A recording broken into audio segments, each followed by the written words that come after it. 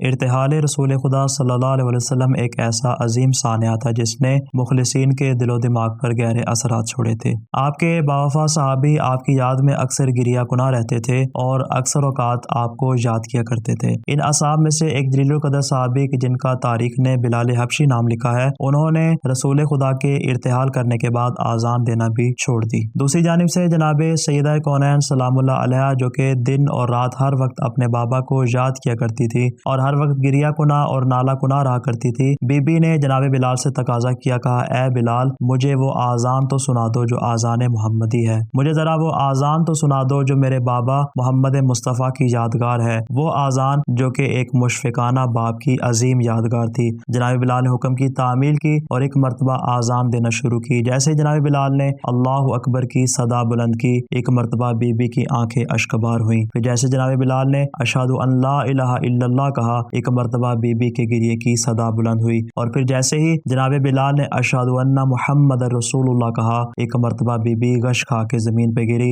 لوگ جناب بلال کی جانب دوڑے اور آواز دے کر کہا اے بلال، یہیں پر اپنی آذان کو روک دو، اس لیے کہ تمہاری آذان سننے سے دختر پیغمبر کی روح پرواز کر چکی ہے۔ جناب بلال نے اسی مقام پہ آذان کو روکا اور جیسے بی بی کو غش سے افاقہ ہوا، ایک مرتبہ پیغام بھیجا اور کہا اے بلال، تو نے آذان کو ناتمام کیوں چھوڑ دیا، آذان کو مکمل کرو۔ جناب بلال نے کہا اے بی بی، اگر میں آذان کو مکمل کرتا ہوں تو مجھے ڈر ہے کہ کہیں آپ کی روح پرواز نہ کر جائے۔ دیکھیں بظاہر یہ ایک معمولی سا اور چھوٹا سا واقعہ تھا، لیکن حقیقت میں یہ بھی دفاع ولایت کی ایک اہم کڑی تھی کہ جس کے ذریعے بی بی نے اس باطل حکومت کے اوپر کاری ضرب لگائی جو اپنے آپ کو حقیقی معنوں میں رسول خدا کی خلافت کا امیدوار سمجھ رہی تھی۔ گویا کہ بی بی نے اپنے اس عمل کے ذریعے یہ واضح کر دیا کہ تم جو سمجھتے ہو کہ ہم حقیقی معنوں میں جانشین اور خلیفہ رسول ہیں، دیکھو تمہارے زمانے میں اور میرے بابا محمد مصطفیٰ کے زمانے میں زمین و آسمان کا فرق پایا جاتا ہے۔ تو لہٰذا بی بی نے ایک ایسا اقدام کیا